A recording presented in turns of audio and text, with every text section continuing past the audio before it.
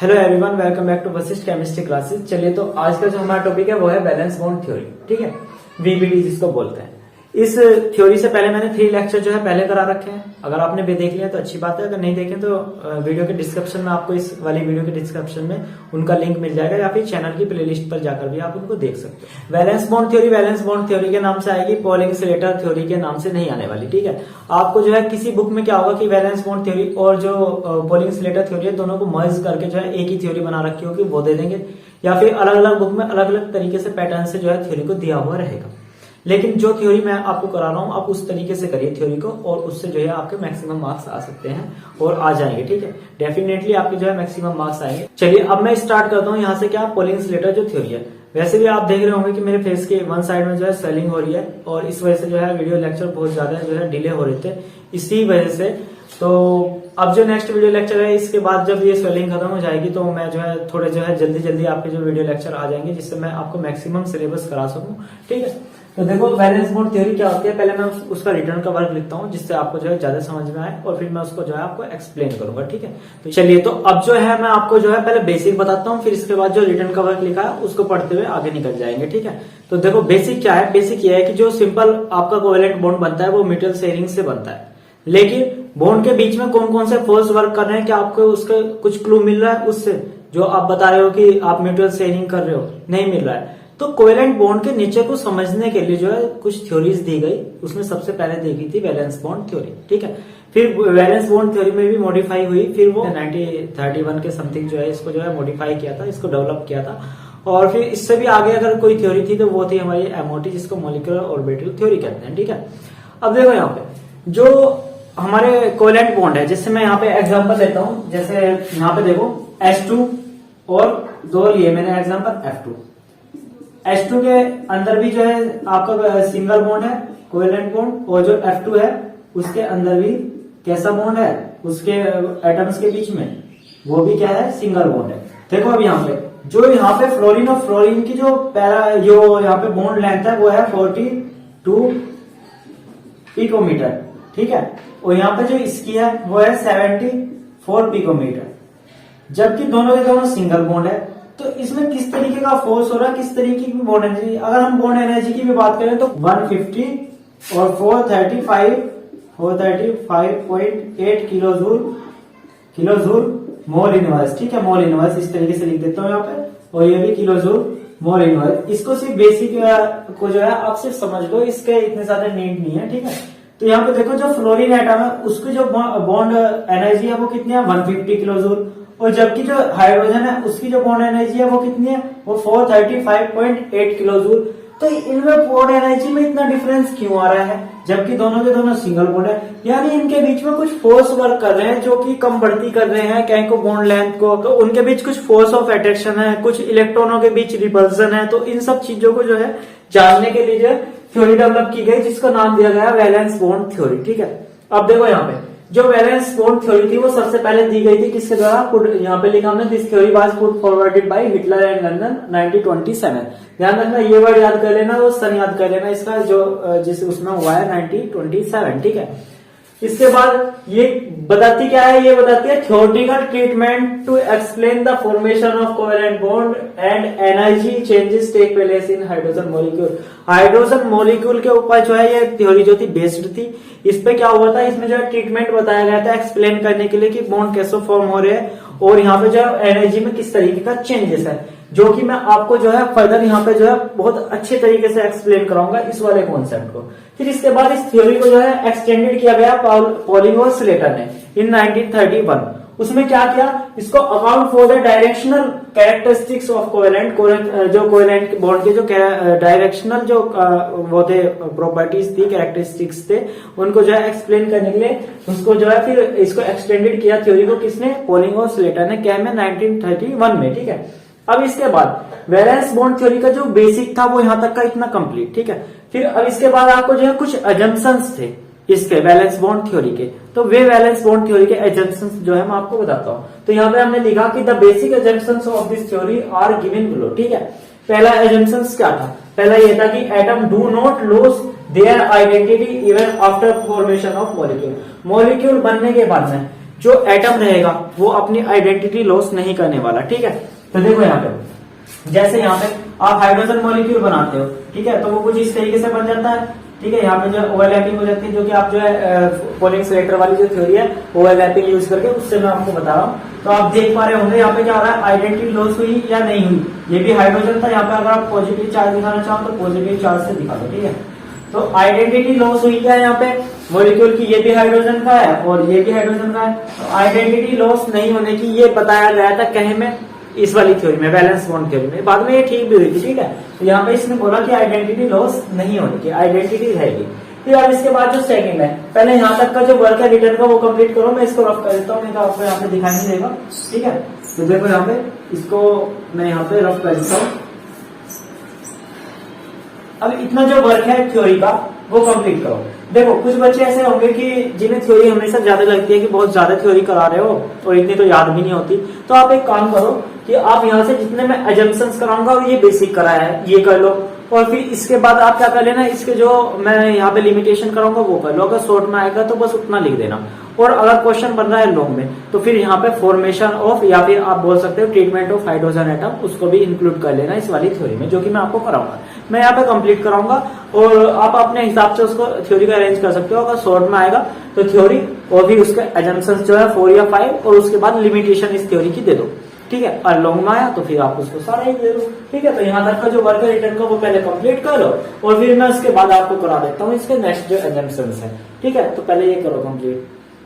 चलिए अब इसके बाद जो है सेकंड एजम्पशन देखो कौन सी है आपके पास। तो ये है कि the bond is forming due to the interaction of only valence electron as the two atom come close to each other, the inner electron do not participate in the bond formation, ठीक है।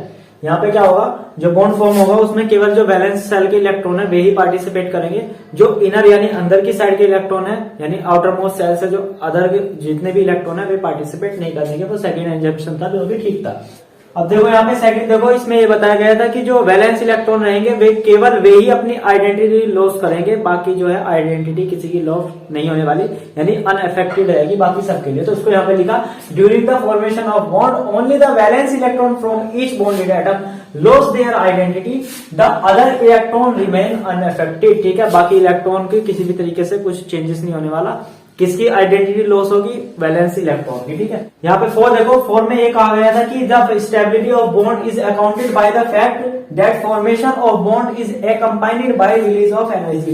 यहाँ पे क्या होगा, जो energy होगी यानी molecule बनने के बाद जितनी भी आपको एनर्जी जो है रिलीज हुई, उससे हम पता लगाएंगे वो कितना स्टेबल है कितना कम स्टेबल है, ठीक है। तो देखो यहाँ पे इसके बाद यहाँ जो हमारे पास जो 4 एजम्पशंस थे वे यहाँ पे कंप्लीट हो गए। इसके बाद यहाँ पे ये पढ़ो कि यहाँ पे मैंने लिखा कि the molecule has minimum energy at certain distance between the two atom known as internuclear distance. क्या होगा कि जब मॉलिक्यूल आपको बन जाएगा और जो मिनिमम एनर्जी स्टेट में वो रहेगा, देखो ध्यान रखना, अगर हायर एनर्जी स्टेट में है तो वो अनस्टेबल है, लेकिन स्टेबल कब होगा, जब वो लोअर एनर्जी, उसकी जो एनर्जी रहेगी वो कम रहेगी, तो वो कैसा रहेगा, स्टेबल रहेगा, ठीक है। तो जिसमें मिनिमम एनर्जी रहेगी वो क्या रहेगा, वो स्टेबल स्टेट होगी। तो उस स्टेट में जो 2 एटम है उनके बीच की जो दूरी है, न्यूक्लियस के बीच की दूरी, वो क्या कहलाएगी, इंटरन्यूक्लियर डिस्टेंस कहलाएगी, जो कि मैंने यहाँ पे लिख दिया है। अब जो इतना वर्क है वो यहाँ तक कंप्लीट करो, ये जो है एजम्पशन हो गया। इसके बाद 1-2 लाइन का वर्क और रहेगा, और उसके बाद हम स्टार्ट करेंगे ट्रीटमेंट ऑफ हाइड्रोजन एटम, ठीक है। और उसका मैंने बता दिया ट्रीटमेंट ऑफ हाइड्रोजन एटम जो है आपको किस कंडीशन में आपको लिखना है, ठीक है। अगर लॉन्ग का क्वेश्चन बनेगा तो उस कंडीशन में आपको ट्रीटमेंट ऑफ हाइड्रोजन एटम लिखना है। तो यहाँ तक का जो वर्क है वो आप यहाँ पे कंप्लीट करो, फिर इसके बाद मैं आपको और आगे का वर्क कराता हूँ। चलिए अब जो इसके बाद में हमारा पास पॉइंट है वो ये है कि larger the decrease in energy stronger will be the bond format, ठीक है। अगर जितना ज्यादा बॉन्ड के फॉर्मेशन में जितनी ज्यादा डिक्रीज होगी एनर्जी, बॉन्ड उतना ही ज्यादा स्टेबल बनेगा, ठीक है, ये बताया। फिर इसके बाद हम पढ़ेंगे VBT treatment for hydrogen molecule, ठीक है। हाइड्रोजन मॉलिक्यूल के बनने में जो वीबीटी वैलेंस बॉन्ड थ्योरी के अकॉर्डिंग ट्रीटमेंट है वो करेंगे, ठीक है। अब देखो यहाँ पे जो यहाँ पे थियोरेटिकल वर्क है वो कराऊंगा मैं सबसे बाद में, ठीक है। मतलब पहले आपको जो है जो एक्सपेरिमेंटली आपको समझाता हूँ, फिर उसके बाद आपको थ्योरी भी वो अच्छे से समझ में आएगी, फिर जो है मुझे थ्योरी का वर्क रहेगा वो मैं बाद में करा लूंगा, ठीक है। तो पहले समझो, यहाँ पे हम कंसीडर करते हैं हमारे पास H2 मॉलिक्यूल बनाना है, तो 2 होंगे हाइड्रोजन, एक होगा हमारे पास, उसको जो है एक हाइड्रोजन और फिर दूसरा हाइड्रोजन। पहले हाइड्रोजन को मैंने नाम दिया कि ये जो है मेरे पास HA है, ठीक है। इसको पॉजिटिव चार्ज से बना लिया मैंने, यहाँ पे ये मार्कर इतना डार्क चल रहा है, ठीक है, प्लस का चार्ज लगा दिया मैंने यहाँ पे, और यहाँ पे जो है ये रहा, दो हाइड्रोजन एटम है, अभी काफी दूर दूर है, ठीक है। इसको मैंने लिख दिया कि ये Ha है और ये हाइड्रोजन एटम Hb है। न्यूक्लियस के चारों ओर घूमते रहते हैं इलेक्ट्रॉन ऐसे, तो मैंने मान लिया कि यहाँ पे जो मेरे पास इलेक्ट्रॉन है वो मैं इधर लिख लेता हूँ। यहाँ पे हमारे पास माइनस के साइन से इस तरीके से इलेक्ट्रॉन बना लिया, और ये कहेगा Eb है, यानी इलेक्ट्रॉन बी का जो है, बी न्यूक्लियस जो है आपके पास उसका हाइड्रोजन एटम पे इलेक्ट्रॉन है। ऐसे यहाँ पे मैंने जो है दूसरा इलेक्ट्रॉन लिया, वो भी घूम रहा है, एक ही इलेक्ट्रॉन होता है ना हाइड्रोजन में, ठीक है। माइनस के चार्ज से दिखाओ इसको यहाँ पे माइनस के चार्ज से दिखाते हैं, माइनस का चार्ज लगा दिया, यहाँ पे साइन लगा दिया और यहाँ पे लिख दिया E A, ये जो है इस वाले हाइड्रोजन का है, ठीक है। अब देखो यहाँ पे अभी काफी दूर दूर है, इनके बीच में ना कोई इंटरेक्शन है और ना ही यहाँ पे कोई रिपल्शन है, ठीक है। यहाँ पे सिर्फ क्या हो रहा है कि ये जो वाला बॉन्ड है, मैं इसको कर देता हूँ डेड डैश से, ठीक है। ये वाला जो है ये है अट्रैक्शन फोर्स, ठीक है। इस तरीके से इसे ऐसे दिखाते हैं, इसे ऐसे करके दिखाते हैं, ठीक है। और ऐसे यहाँ पे जो है, यहाँ पे इसको यहाँ पे इस तरीके से न्यूक्लियस जो है इलेक्ट्रॉन को अपने वाले को खींच के रखता है ना, ठीक है, वो यहाँ पे अट्रैक्शन है, ठीक है। मैंने अब इन मॉलिक्यूल्स को पास पास लाए, तो अब यहाँ पे क्या होगा, न्यू, एक तो अट्रैक्शन और रिपल्शन दोनों के दोनों न्यू बॉन्ड फोर्स जो है यहाँ पे क्या होंगे, यहाँ पे फॉर्म होंगे, यहाँ पे बनेंगे, ठीक है, ऑब्जर्व होंगे। देखो यहाँ पे क्या होगा, जो प्लस प्लस वाला है वो एक दूसरे से दूर भागेंगे, ठीक है। प्लस मतलब सेम साइन के जो है उनके बीच में रिपल्शन होता है, तो यहाँ पे क्या होगा, और जो अपोजिट साइड वाले हैं उनके बीच में अट्रैक्शन होता है। तो यहाँ पे क्या होगा, एक नया बॉन्ड, जब ये ज्यादा पास आएंगे, थोड़े पास आएंगे, तो इनके और इनके बीच में तो बनेगा अट्रैक्शन। ऐसे ही क्या होगा, यहाँ पे इस वाले इलेक्ट्रॉन का इस वाले न्यूक्लियस के साथ क्या होगा, अट्रैक्शन, ठीक है, ये होगा अट्रैक्शन। और यहाँ पे ये वाला जो अट्रैक्शन कम होगा, फिर ये वाला अट्रैक्शन थोड़ा बढ़ेगा, ठीक है, इस तरीके से होगा। तो इसलिए यहाँ पे डेड से दिखाया। फिर यहाँ पे एक तो ग्राफ हो गया, ये एक फिगर तो बन गई है। फिर दूसरे हमने जो बताया, इसके बाद हम यहाँ पे बताते हैं कि हमारे पास अगर न्यूक्लियस इस तरीके से है, यहाँ पे मैं बताता हूँ आपको रिपल्शन। देखो यहाँ पे इलेक्ट्रॉन माइनस का है और यहाँ पे भी इलेक्ट्रॉन माइनस का है, ठीक है। Eb माइनस Ha वो Hb, यहाँ पे Ea और ये क्या है Ha, हाइड्रोजन A का जो है हमने इसको जो है नाम दे दिया कि ये A नंबर का हाइड्रोजन है, ये B नंबर का, B जो है इसका सिंबल, ठीक है। इनके बीच में A यहाँ से इस तरीके, ठीक है, ये इधर को भागेगा, ये इधर को भागेगा, ठीक है। ऐसे कर लिया आपने, दूर दूर जाएंगे एक दूसरे से। ऐसे ये वाले जो है, ये वाले इधर को जाएगा, वो वाला दूर दूर, यानी माइनस माइनस चार्ज वाले एक दूसरे को दूर करेंगे और प्लस प्लस वाले एक दूसरे को दूर करेंगे। तो यहाँ पे जो है हमारे पास जब हाइड्रोजन मॉलिक्यूल बनता है, तो उसके बीच में नए जो फोर्स है वे क्या होते हैं, वे फॉर्म होते हैं, ऑब्टेन होते हैं। तो यहाँ पे कौन सा नया, कौन कौन से फोर्स फॉर्म हुए, देखो यहाँ पे दो नए फोर्स फॉर्म हुए अट्रैक्शन वाले। एक तो यहाँ पे क्या हुआ, इसका Hb का इसके साथ पहले से था कौन से वाला, वो अट्रैक्शन फोर्स था Eb के साथ, ठीक है। दूसरा Hb का किसके साथ अट्रैक्शन हुआ, जब ये मॉलिक्यूल पास आए। इससे पहले जब ये मॉलिक्यूल पास नहीं थे तब कोई फोर्स ऑफ अट्रैक्शन नहीं था, ठीक है, ना रिपल्शन था, ये दूर दूर थे, ठीक है। लेकिन जब तुम इनको पास लाए तब क्या हुआ, यहाँ पे अप्लाई हुआ। तो Hb ने किसके साथ अट्रैक्शन किया, किसको जो अपने पास लाने खींचने की कोशिश करी, किसको, Ea को, ठीक है, Ea। इसी तरीके से यहाँ पे Ha ने पहले से किसके साथ था, Ea के साथ, इलेक्ट्रॉन के साथ फोर्स ऑफ अट्रैक्शन जो था, अट्रैक्टिव फोर्स जो था। फिर जो Ha का फिर दूसरे किसके साथ हुआ, Eb के साथ। इस तरीके से ये तो बना क्या, ये तो हुआ अट्रैक्टिव फोर्स, क्या, अट्रैक्टिव फोर्स, ठीक है। इसी तरीके से अगर मैं यहाँ पे बताऊं कि यहाँ पे जो है रिपल्सिव फोर्स कौन सा था, तो रिपल्सिव फोर्स जो था, फोर्स जो हुआ वो Ha का किसके साथ हुआ, Ha का जो हुआ Hb के साथ हुआ, ठीक है। और जो इलेक्ट्रॉन Ea था उसका Eb के साथ हुआ, ठीक है, उसका किसके साथ हुआ, Eb के साथ। तो यहाँ पे इसी जो चीज को जो है थ्योरेटिकल लिखना है। यहाँ पे ये एक्सप्लेन किया गया था कि यहाँ पे जो है कौन सा जो है अट्रैक्टिव फोर्स फॉर्म हुए हैं जब मॉलिक्यूल पास आए, और कौन सा यहाँ पे क्या हुआ है, रिपल्सिव फोर्स बने हैं। इसको जो है आप सारे वर्क को जो है थ्योरेटिकल लिखा जाना है, ठीक है। फिर इसके बाद जो हम करेंगे वो क्या करेंगे, हम यहाँ पे क्या करेंगे, पोटेंशियल एनर्जी कर्व करेंगे, ठीक है। तो उसको करेंगे बाद में। पहले आपको जो रिटर्न का वर्क है थ्योरेटिकली वो कंप्लीट करा देता हूँ सिंपल थ्योरी में, ठीक है, जिससे कि आपको ये समझ में आ जाए। जो मैंने बताया वही होना है यहाँ पे। ये जो दो फिगर है ये बना लो, इसको डाल लो A, ठीक है, A डालो या फिर पहले नंबर की फिगर डालो, इसको 1 2 करके डालो 1 और इसको डालो 2, ठीक है, क्योंकि वहां पे जो है थ्योरी में मैं इसको लिख दूंगा 1 2। तो अब ये दो बना लो, इसको यहां से रफ कर दूं मैं, इसको A यहां से इसको रफ कर दिया मैंने, और ये दो फिगर बना लो जिसमें आपको पता चलेगा। ध्यान रखना जो पॉजिटिव वालों के बीच में तो रिपल्शन होना है, और पॉजिटिव निगेटिव पॉजिटिव के बीच में क्या होना, अट्रैक्शन होना है। तो कुछ नए अट्रैक्शन यहाँ पे बने थे, 2 नए अट्रैक्शन बने थे और 2 पहले से थे, तो इनके बारे में बताया गया था। और ऐसे ही रिपल्शन, यहाँ पे रिपल्सिव फोर्स कौन कौन से थे वो उसके बारे में यहाँ पे हमने इसको डिस्कस करा था। तो यही जो था ये ट्रीटमेंट है हाइड्रोजन एटम का, वो मॉलिक्यूल का। जब हाइड्रोजन मॉलिक्यूल बनता है तो उनके बीच में किस किस तरीके से फोर्स जो है वे वर्क करते हैं। देखो अब जो मैंने आपको फिगर में बताया था उसको मैंने यहाँ पे सारा लिख दिया है, ठीक है। देखो मैं आपको पढ़ के बता रहा हूँ यहाँ पे थ्योरी, जिससे आपको जो वर्ड्स हैं अगर कोई से नहीं दिख रहा होगा तो वो समझ में आ जाएगा, ठीक है। देखो, we have consider 2 hydrogen atoms A and B approaching each other, ठीक है, having nuclei H A and H B, जो कि हमने वहां पे दिखाए थे, ठीक है, एच ए और एच बी। एंड इनके जो कोरस्पॉन्डिंग इलेक्ट्रॉन थे वे कौन से थे, ई ए और ई बी रेस्पेक्टिवली, यानी एच ए का इलेक्ट्रॉन क्या था, ये, और एच बी का क्या था, ई बी, ठीक है। When the 2 atom are at large distance from each other no interaction take place, अगर वे एक दूसरे से बहुत दूर है तब उनके बीच में किसी भी प्रकार का इंटरेक्शन जो है वो नहीं होने वाला, ठीक है। तो यहाँ पे कोई सा भी इंटरेक्शन नहीं होगा जब वे क्या होंगे, लार्ज डिस्टेंस पे होंगे। फिर हमने लिखा एट दिस स्टेज, ठीक है, इस स्टेज पर जब वे दूर होंगे, total energy of system is the sum of the energies of individual atom, जो इंडिविजुअल एटम है, एक हाइड्रोजन एटम, उनका जो योग होगा यानी सम होगा, वही उसकी क्या होगी, सिस्टम की एनर्जी होगी जब वे लार्ज डिस्टेंस पे होंगे, क्योंकि तब उस टाइम उनके बीच में किसी प्रकार का जो इंटरेक्शन है वो नहीं हो रहा, ना तो एनर्जी लॉस हो रही है ना एनर्जी कहीं से आ रही है, बस वे अलग अलग है। तो यानी इसका मतलब मैंने कहा आपके पास 2 एनर्जी वाले ये 2 एटम है, ये अलग अलग है, इनके बीच में किसी प्रकार की होनी है। तो टोटल एनर्जी बताओ, तो टोटल एनर्जी जो होगी वो क्या होगी, इन दोनों का सम कर दो तो वो टोटल एनर्जी हो जाएगी। फिर इसके बाद हमने यहाँ पे लिखा कि when 2 atom come closer new attraction and repulsive force began operate, ठीक है। जब वे क्या होगा, वे दोनों के दोनों एटम जो है, जो एटम है वे पास आएंगे तो उनके ऊपर क्या लगेगा, फिर क्या हो जाएगा, ऑपरेट होना स्टार्ट हो जाएगा। एक तो अट्रैक्शन और दूसरा रिपल्शन, जो कि मैंने आपको पहले बता दिया उन फिगर में, ठीक है। अब यहाँ पे लिखा हमने कि beside the attraction of nucleus of one atom for it over electron, that mean H A का जो है ई ए के साथ और एच बी का ई बी का, मैंने वहां पे आपको बताया था ना कि जो इनका सेल्फ के साथ रहेगा, जैसे मैं कहता हूं कि जो हाइड्रोजन है उसका जो न्यूक्लियस है उसका अपने इलेक्ट्रॉन के साथ तो अट्रैक्शन रहेगा, ठीक है, वो तो हमेशा ही रहेगा, लेकिन जो नया बनेगा उसके ऊपर बात करेंगे हम, ठीक है। तो यहाँ पे एच ए जो हाइड्रोजन, जो आपका हाइड्रोजन एटम है जिसको हमने ए से डिनोट कर रखा है, उसका ई ए के साथ तो क्या रहेगा, अट्रैक्शन रहेगा ही। ऐसे ही एच बी जो है उसका ई बी के साथ अट्रैक्शन रहेगा ही।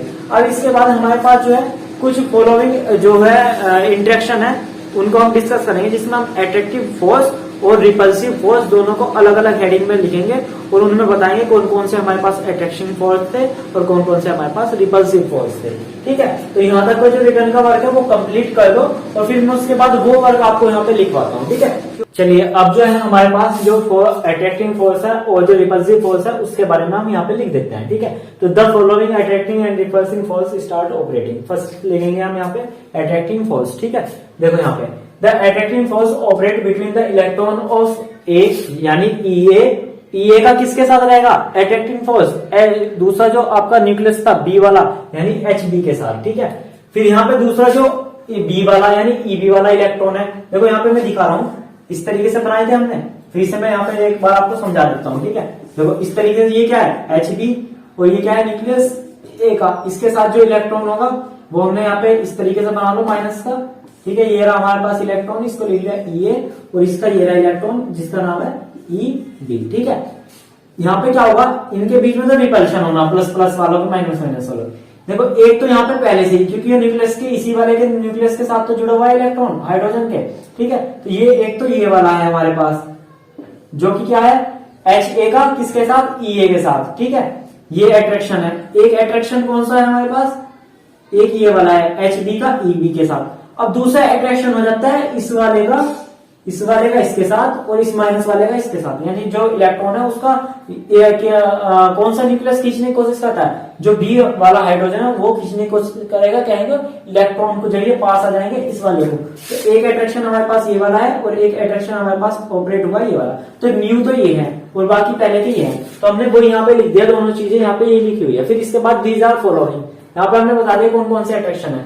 पहला तो एच ए का ई ए के साथ है, HA का EA के साथ, फिर ऐसे ही HB का EB के साथ, जो कि ये अपने मेन थे, ठीक है, जो कि इसके इनिशियल थे, पहले वाले थे, जो कि न्यूक्लियस के साथ रहती हैं। फिर दूसरा जब पास पास आए तब कौन से न्यू बॉन्ड फॉर्म हुए, मतलब फर्स्ट जो है फॉर्म हुए, ऑपरेट हुए।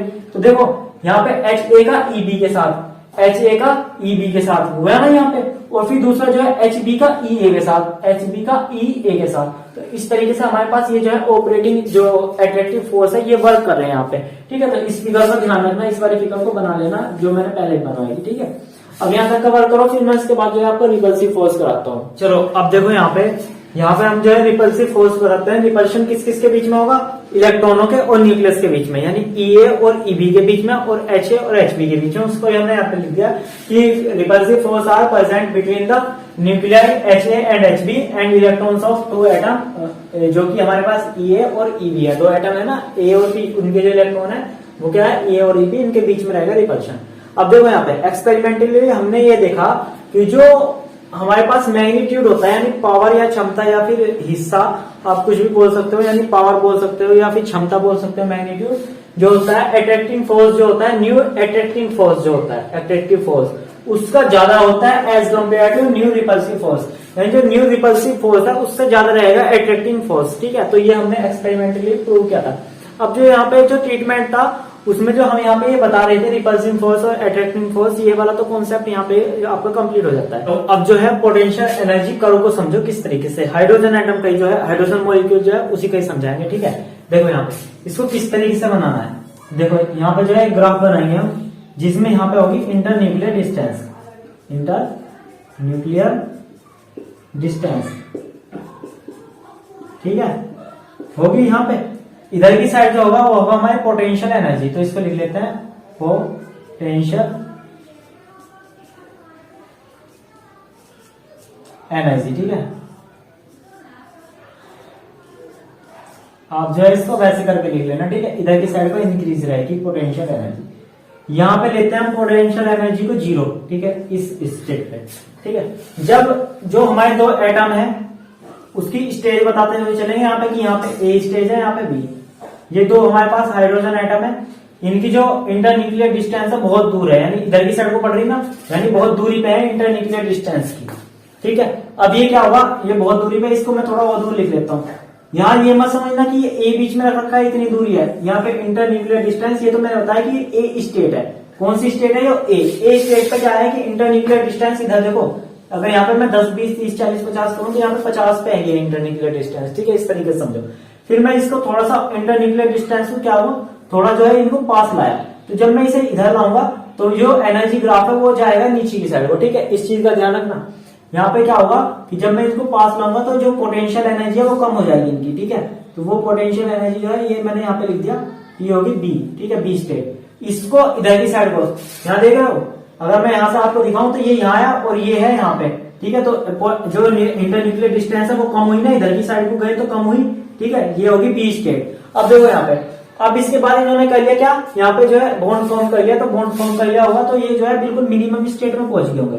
तो यहाँ पे ये मेरे पास C स्टेट है, और C स्टेट में इन्होंने क्या कर लिया, बॉन्ड फॉर्म कर लिया। इस तरीके से यहाँ पे ओवरलैपिंग दिखा सकते हो, ठीक है, ये हो गया।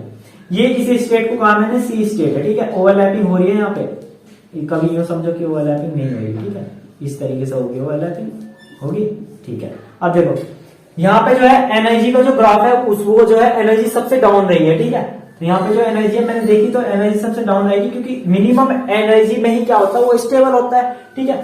अगर ये इतनी पास आए कि इनकी जो रिपल्शन फोर्स है वो अट्रैक्शन और फोर्स ऑफ अट्रैक्शन वो इक्वल हो जाए, तो उस स्थिति में, उस स्टेज में ये क्या रहेंगे, ये स्टेबल रहेंगे, ठीक है। अब देखो यहाँ पे अगर बाय चांस ये ज्यादा पास आ जाए तो क्या होगा, न्यूक्लियस का न्यूक्लियस के साथ जो है रिपल्शन होगा और इलेक्ट्रॉनों का इलेक्ट्रॉन होगा। तो उस कंडीशन में क्या होगा कि पोटेंशियल एनर्जी घटने की बजाय बढ़ जाएगी, तो ये पहुंच जाएगी यहाँ पे। अगर आपने इंटरन्यूक्लियर डिस्टेंस और कम कर दी, यानी ये यहाँ पे आगे और ये कुछ इस तरीके से इनका जो है वो हो गया, ओवरलैपिंग होगी, तो ये D स्टेट पहुंच गई, ठीक है। इंटरन्यूक्लियर डिस्टेंस देख लो, इधर की साइड को आगे, यहाँ से इधर अगर 10 थी तो इधर 5 पे पहुंच लिया हम, और यानी इनके बीच में बहुत ज्यादा कोलिजन वो हो गया है, ओवरलैपिंग हो गया है। तो ज्यादा ओवरलैपिंग होने की वजह से क्या हुआ, इनके बीच में रिपल्शन हो जाएगा। तो पोटेंशियल एनर्जी जो कम होनी चाहिए थी, इसको थोड़ा और ऊपर करके लिख लो, इधर की साइड लिख लो, ठीक है। जो पोटेंशियल एनर्जी जो जब ये फ्री स्टेट में थे जो कम होनी चाहिए थी वो बढ़ गई। तो ग्राफ इसका कैसे आया, तो ग्राफ इसका अगर आप बनाओगे तो ग्राफ प्लॉट करोगे तो इसका ग्राफ कुछ इस तरीके का आया, ठीक है, इस तरीके का ग्राफ बन गया। तो आप इसमें देख रहे हो, इसको थोड़ा और नीचे की साइड को बना लो, ठीक है, ऐसे करके ले आओ, ऐसे करके ऐसे घुमा लो, अब सही है, ठीक है। तो अब देखो यहाँ पे स्टेट, फिर इसको थ्योरेटिकल वर्क लिखेंगे। जब यहाँ पे ये इंडिविजुअल थे यानी इंटरन्यूक्लियर डिस्टेंस देख रहे हो यहाँ पे इस वाले पैराग्राफ पे देखो, इनके बीच की दूरी मत देख लो दोनों एटम की, ठीक है। जब यहाँ पे इंटरन्यूक्लियर डिस्टेंस ज्यादा थी तो इनके बीच में किसी भी प्रकार का टाइप का कोई भी इंटरेक्शन नहीं था। इनकी पोटेंशियल एनर्जी कैसी थी, जीरो थी, ठीक है। हमने मान ली कि पोटेंशियल एनर्जी जीरो थी, इनके बीच में किसी भी तरीके की खींचतान नहीं है, किसी तरीके की दौड़ नहीं हो रही, ठीक है। इस तरीके से समझो, बेचैनी नहीं है इनके बीच में, ठीक है, ठीक है।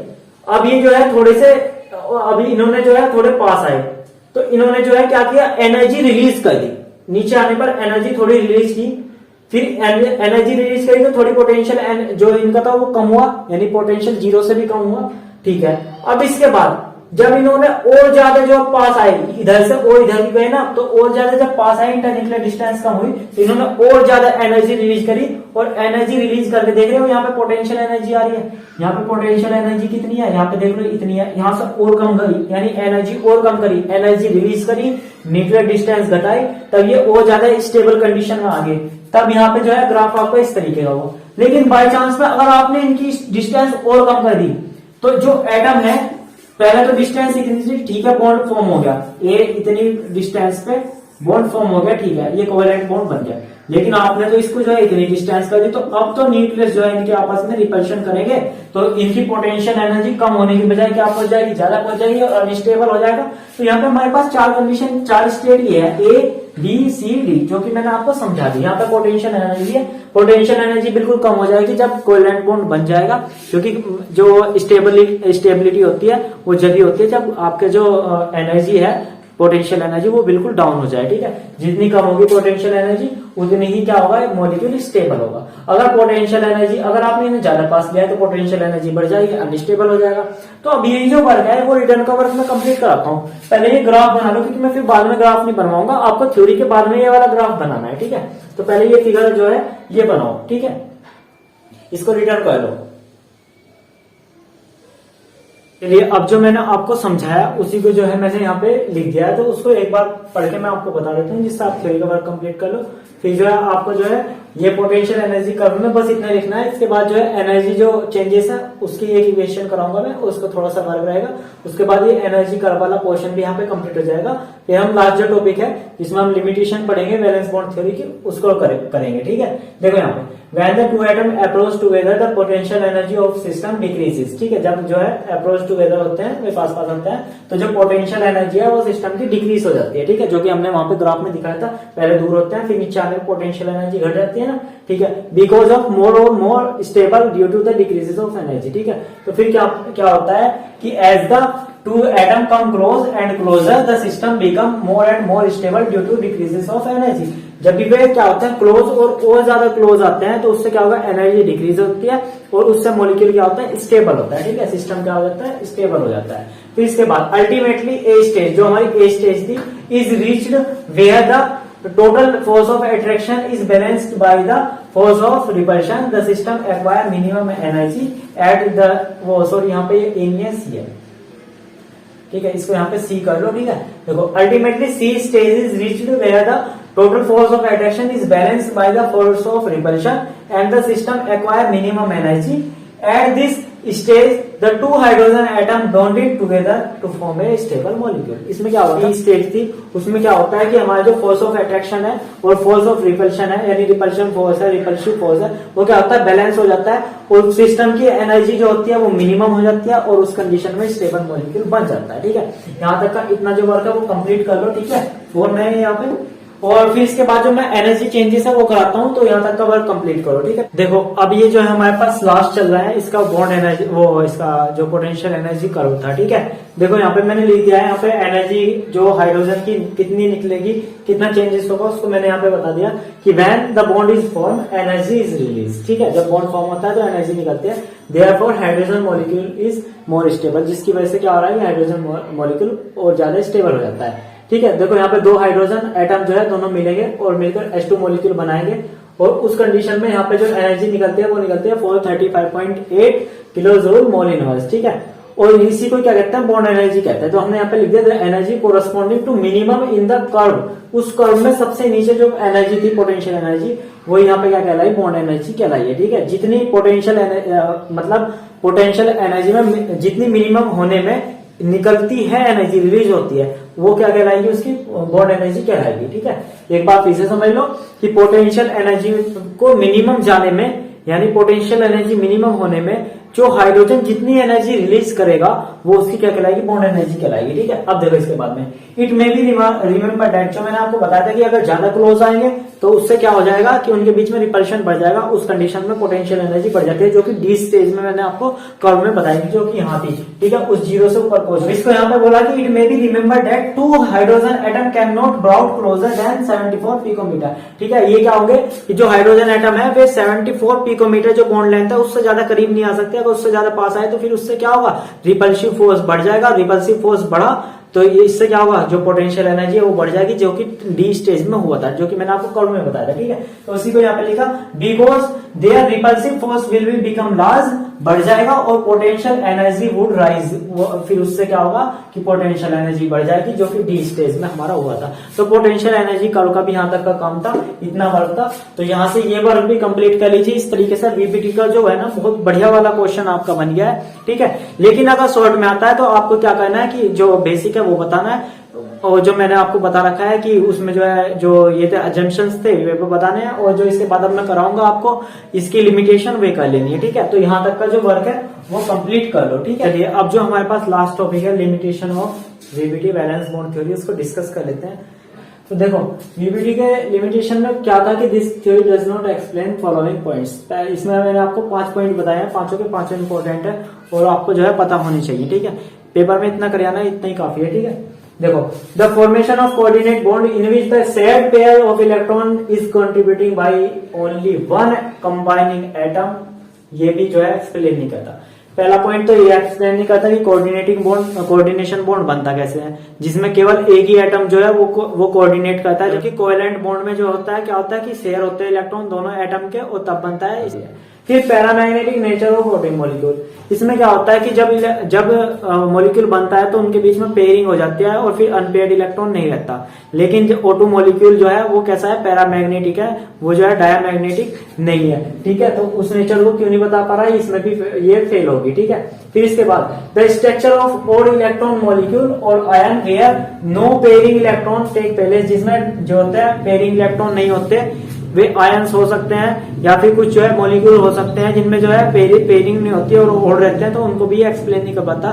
मान लो H2 प्लस मॉलिक्यूल है, ठीक है, H2 प्लस मॉलिक्यूल, अगर इसमें एक इलेक्ट्रॉन, इसमें कितना इलेक्ट्रॉन है, एक इलेक्ट्रॉन है, तो उस कंडीशन में जो है ये इसको जो है एक्सप्लेन नहीं कर पाएगा कि ये हुआ कैसे, कैसे बना है आयन, ठीक है। तो उसको जो है H2 प्लस को भी ये एक्सप्लेन नहीं कर पाएगा। फिर इसके बाद directional nature of covalent bond, आपने कोवेलेंट बॉन्ड में पढ़ा है कि मैंने पोलर जो लेक्चर थे पोलैरिटी वाले उनमें सब में कोवेलेंट बॉन्ड की पोलैरिटी पढ़ाई है। तो पोलर क्यों हो रहा है इसके बारे में भी इसने कुछ बताया नहीं था कि क्यों हो रहा है, ठीक है। फिर इसके बाद लास्ट पॉइंट ये है कि formation of and structure of several compound involving resonance and hybridization, यानी जो जिनमें हाइब्रिडाइजेशन और रिजोनेंस होती है उनकी स्ट्रक्चर को और उनके फॉर्मेशन को भी ये वाली थ्योरी नहीं समझा पाती, उसको एक्सप्लेन नहीं कर पाती। तो हमारे पास जो ये 4-5 पॉइंट्स थे, तो यहाँ पे इसकी लिमिटेशन थी, उसको मैंने यहाँ पे लिख दिया है। इसका रिटर्न का वर्क आप यहाँ से कंप्लीट कर लीजिए। और अब इसके बाद जो हमारा नेक्स्ट टॉपिक रहेगा वो वेस्पर थ्योरी रहेगी, जिसमें हम जो है वो हाइब्रिडाइजेशन रहेगी, हाइब्रिडाइजेशन कराऊंगा, उसके बाद वेस्पर कराऊंगा, और फिर उसके बाद एमओटी, 3 थ्योरी हो जाएगी। फिर ये वाली यूनिट भी हमारी कंप्लीट हो जाएगी, ठीक है।